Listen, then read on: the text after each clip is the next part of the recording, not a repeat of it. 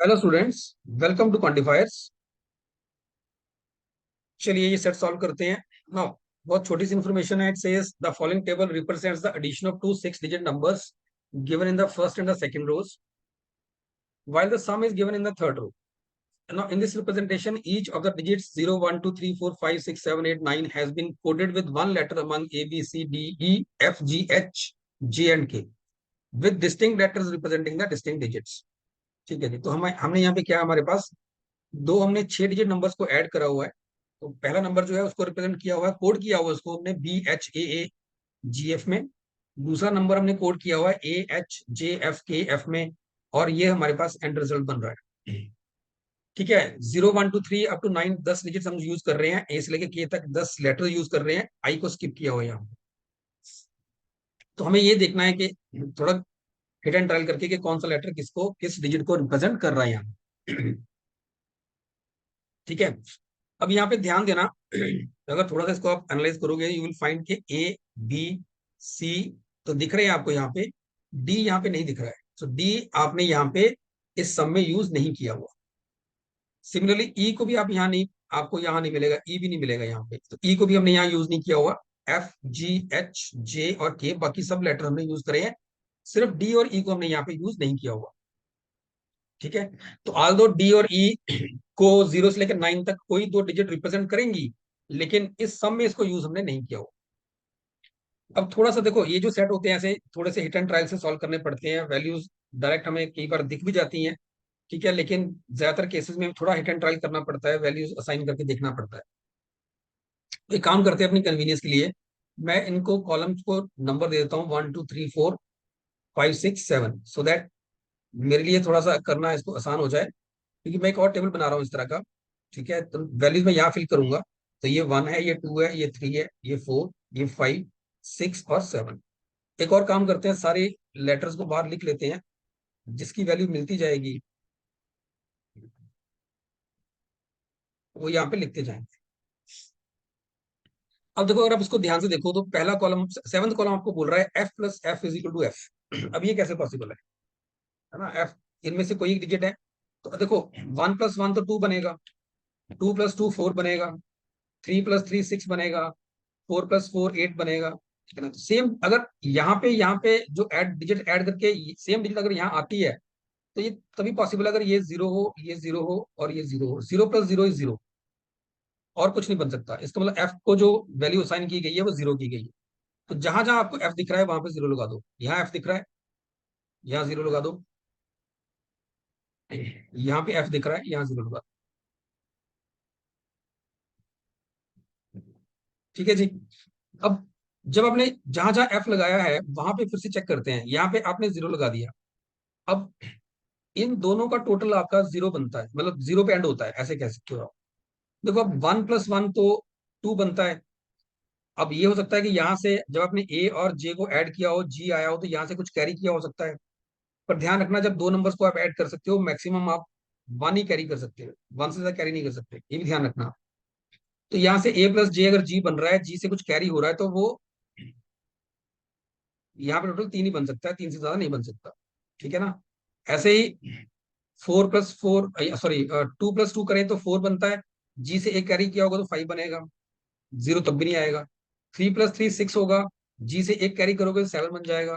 4 + 4 8 होगा, जी से एक कैरी करोगे 9 बन सकता है। दो कैरी नहीं हो सकता, ध्यान रखना, क्योंकि जब दो डिजिट्स को आप ऐड कर रहे हो 1 से ज्यादा कैरी नहीं हो सकता। 9 + 9 मैक्सिमम क्या हो सकता है? 9 + 9 18, तो 1 ही कैरी हो सकता है। और ये 9 जो है खुद भी पीछे से 1 ही कैरी करके ला सकता है। तो एट मैक्स अगर ये भी कुछ पीछे से कैरी कर रहा है तब भी टोटल 19 बनेगा, तब भी 1 ही कैरी हो सकता है। तो फिर क्या पॉसिबिलिटी बनती है हमारे पास? फिर पॉसिबिलिटी ये बचगी हमारे पास कि ये 5 + 5 10 हो सकता है। ठीक है, 5 + 5 10 हो सकता है, विच मीन्स कि यहां से कुछ भी कैरी नहीं किया हुआ। ये भी ध्यान रखना कि A + J आपका G है, तो यहां से कुछ भी कैरी नहीं किया गया। ठीक है, यहां से कुछ भी कैरी यहाँ पे नहीं किया गया, क्रॉस लगा रहा हूं, इसकी जरूरत पड़ेगी। तो H की वैल्यू आपकी 5 आ गई। ये 5 कहीं और है, ये 5 कहीं और H आ सकता है, कहीं और नहीं आ सकता। अब 5 + 5 0 हो गया, यहाँ आपने 1 कैरी कर लिया। ठीक है, 5 + 5 0 हो गया, 10 हो गया। 5 + 5 = 10, जीरो लगाया, 1 कैरी कर लिया। अब देखो यहाँ पे बी है, यहाँ ए है, यहाँ ए है। अब इसका मतलब 1 + b + a आपका ए बन रहा है, और इस ए से कुछ कैरी होके यहां भी जा रहा है, सो दैट यहां पे फिर से ए आ गया। अब यहां से मैक्सिमम क्या कैरी कर सकते हो आप? 1 प्लस, जैसे पहले का 1 + 9 + 9 मैक्सिमम सम 19 बनता है, तो 1 ही कैरी हो सकता है। अब जो ये वाला ए आ रहा है वो कैसे, कहां से आ रहा है? वो यहाँ से कुछ कैरी हुआ होगा यहाँ पे इस कॉलम में, तभी यहाँ पे आया। और मैक्सिमम क्योंकि 1 कैरी हो सकता है, तो इसका मतलब जो यहाँ से कैरी होकर वैल्यू जा रही है वो 1 जा रही है, तो यहाँ पे ए की वैल्यू 1 है। तो ए की वैल्यू आपकी 1 आएगी। सो ए इज 1, ये यहाँ 1 आ गया, ए को 1 लिख लो, ए 1 आ जाएगा, यहाँ 1 आ गया, यहाँ 1 आ गया। तो ये आपका बन गया 1 + b + 1 = 2। अब देखो अगर यहाँ 1 है, यहाँ 1 है और 1 कैरी भी किया हुआ है, तो टोटल 11 होना चाहिए, विच मीन्स बी की वैल्यू 9 आनी चाहिए। सो बी शुड बी 9। इनफैक्ट इससे पहले 2 क्वेश्चन आंसर हो जाते हैं आपके, कि ए किसको रिप्रेजेंट कर रहा है? 1 को कर रहा है, बी कर रहा है 9। ठीक है जी, तो बी 9 को रिप्रेजेंट कर रहा है। तो अब यहाँ पे आप जहां जहां आपको ए दिख रहा है वहां 1 लगा दो। यहाँ पे ए था, 1 लगा दिया। 5वें कॉलम में यहाँ 1 है, ठीक है। यहाँ पे जी, के और 1 है। अब देखो 0 + 0 तो 0 था। अगर आप g + k का टोटल 1 कर रहे हो, और यहाँ पे वैल्यू c आ रही है, 1 + 0 c आ रहा है। अगर तो यहां से कुछ कैरी नहीं हुआ ना, अगर यहां से कुछ कैरी नहीं हो रहा, इनफैक्ट 1 बनेगा कैसे? 0 + 1 ही 1 बन सकता है ना, तो g 0 है ना k 0 है ना। इसका मतलब g और k का टोटल जो बन रहा है वो 10 से ज्यादा बन रहा होगा।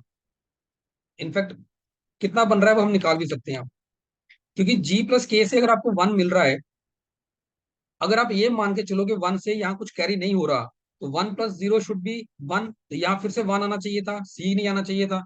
1 आने का मतलब यहाँ पे वैल्यू ए होनी चाहिए थी। ये पॉसिबल नहीं है, इसका मतलब यहाँ से आपने कुछ कैरी किया है।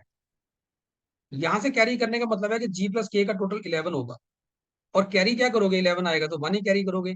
यहाँ 1 कैरी किया, तो 1 + 1 2, 2 + 0 2। इसका मतलब सी की जो वैल्यू आएगी वो 2 आएगी। ठीक है, सी की वैल्यू 2 आएगी, क्योंकि 1 आपने यहाँ कैरी किया हुआ है। 1 कैरी किया, 1 + 1 2, तो यहाँ टोटल इसका 2 बनेगा। तो सी की वैल्यू 2 आएगी आपके पास। ठीक है जी। और ध्यान रखना, जी से आपने कुछ भी कैरी नहीं किया हुआ है। तो यहाँ से, अब यहाँ देखो 1, यहाँ से 1 कैरी हुआ था, 1 + 1 2 बन गया, तो मतलब यहाँ से कुछ कैरी नहीं हुआ, इधर को कुछ भी कैरी नहीं हुआ। इसका मतलब ये हो गया कि 1 + j की वैल्यू डायरेक्ट जी आ रही है, और जी से भी कुछ कैरी नहीं हो रहा आगे, जी से भी कुछ हम कैरी नहीं कर पा रहे। तो जे की वैल्यू जो आएगी वो g - 1 आएगी। तो जो भी जे होगा वो जी से 1 कम होगा। ठीक है जी। और g + k अगर 11 बन रहा है, तो ये कैसे बन सकता है? कैसे कैसे 11 बन सकता है ये देखते हैं। 2 + 9 11 हो सकता है, 2 + 9 11 हो सकता है, पर दिक्कत ये है कि 9 जो है हम बी को दे चुके हैं, तो जी और के में से किसी को भी हम 9 नहीं दे सकते। 3 + 8 11 हो सकता है, पॉसिबल है। अभी तक हमने 3 और 8 किसी को दिया नहीं है। सी की वैल्यू 2 है यहाँ पे। हमने 3 और 8 में से किसी को 3 और 8 अभी तक किसी को दिया नहीं है, तो जी और के को 3 और 8 मिल सकता है। या फिर ये 4 और 7 हो सकता है, अभी तक 4 और 7 भी साइन नहीं हुआ। 5 और 6 नहीं हो सकता, क्योंकि 5 हम ऑलरेडी एच को दे चुके हैं, तो ये 5 और 6 भी नहीं हो सकता। ठीक है, तो यही पॉसिबिलिटीज बनती हैं। 5 6 6 5 एक ही बात है, ठीक है ना। तो जी और के अगर 11 बनता है, तो ये 3 + 8 और 4 + 7 से बनेगा। अब देखो हमारे पास यहाँ पे जे, जी, के, यही 3 लेटर्स रह गए हैं असाइन करने वाले, जे, जी और के। ठीक है ना, ये 3 लेटर्स को हम वैल्यू साइन नहीं कर पाए। अगर ओवरऑल देखें तो डी और ई को भी नहीं हम दे सके कुछ भी अभी तक, तो डी, ई, जी, जे और के, ये लेटर्स अभी तक बाहर हैं। और अगर आप नंबर देखो कौन से बाहर है अभी तक, तो 1 0 1 2 आ चुका है, 3 बाहर है, 4 बाहर है, 5 दे चुके हो आप, 6 बाहर है, 7 बाहर है, और 8 बाहर है। तो ये 3 4 6 7 8 ये लेटर्स बाहर है।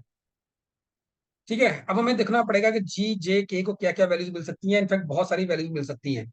सोच के देखो कि अगर आपने जी को 8 दे दिया, तो के को आपको 3 देना पड़ेगा, कॉरस्पॉन्डिंग जे को आपको 1 कम 7 देना पड़ेगा।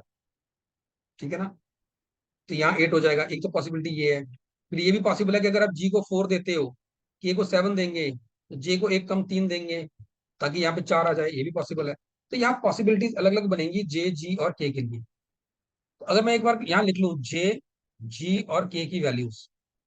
अब देखो मुझे पता है जे की वैल्यू जी से एक कम होगी। तो अगर और मेरे पास जो बाहर नंबर है वो यही है 3, 4, 6, 7 और 8। तो क्या क्या पॉसिबिलिटीज है, कौन कौन से नंबर ऐसे हैं जिनमें एक का डिफरेंस है? एक तो 3 और 4 है। अगर जे को 3 रखते हो तो जी 4 हो जाएगा, और अगर जी 4 है तो के कॉरस्पॉन्डिंग 7 हो जाएगा। 4 और 6 रख नहीं सकते, आप जे को 4 नहीं दे सकते, फिर आपको जी को 5 देना पड़ेगा, पॉसिबल नहीं है। जे को अगर आपने 6 रखा तो जी को आप 7 देना पड़ेगा आपको, ठीक है, और कॉरस्पॉन्डिंग ए के की वैल्यू 4 आएगी। ऐसे जे को आप 7 रख सकते हो, तो जी को आपको 8 रखना पड़ेगा, एक कम 8 से एक कम 7 बनता है, तो के को आप 3 रखोगे। इसका मतलब जे की जो पॉसिबल वैल्यूज है वो 3, 6 और 7 है। जी की पॉसिबल वैल्यूज है 4, 7 और 8, और के की पॉसिबल वैल्यूज है 7, 4 एंड 3। ठीक है जी, तो यही हम यहाँ पे एनालाइज कर पा रहे हैं। अब क्वेश्चन नंबर 4 का आंसर भी आप यहाँ डायरेक्ट कर सकते हो।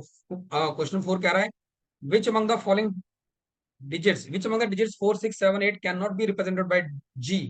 तो जी 4, 7, 8 रिप्रेजेंट कर सकता है, या जी को 4, 7, 8 रिप्रेजेंट कर सकता है, 6 नहीं कर सकता।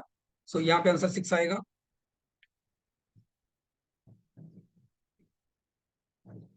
ठीक है, और which among the digits 3, 4, 6, 7 cannot be represented by letter D? Letter D को इनमें से कौन रिप्रेजेंट नहीं कर सकता?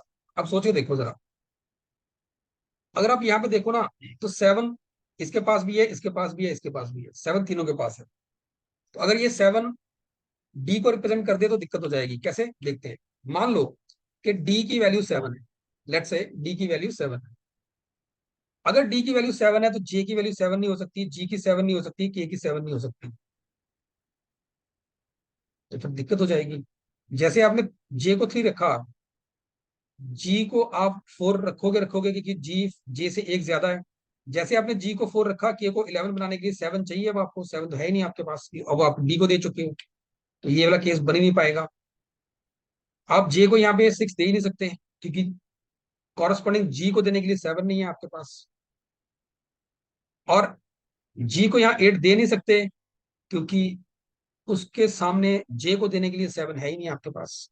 तो इसका मतलब अगर आपने डी को 7 दे दिया तो यहाँ पे दिक्कत हो जाएगी, यहाँ पे वैल्यूज आप असाइन नहीं कर पाओगे, जे जी के को कोई वैल्यू असाइन नहीं कर पाओगे, which means D can not B 7। ठीक है, डी की वैल्यू 7 नहीं आ सकती। सो थर्ड का आंसर बनेगा 7। सो स्टूडेंट्स, आई होप कि ये जो सोल्यूशन है ये आपको समझ आया होगा। ठीक है, ऐसे सेट्स को करने का तरीका ये होता है कि थोड़ा सा हिडन ट्रायल करना पड़ता है। ठीक है, अगर आपको ये सोल्यूशन अच्छा लगा है, अगर समझ भी आया और अच्छा भी लगा है, then please like this video and subscribe to our channel. Thank you.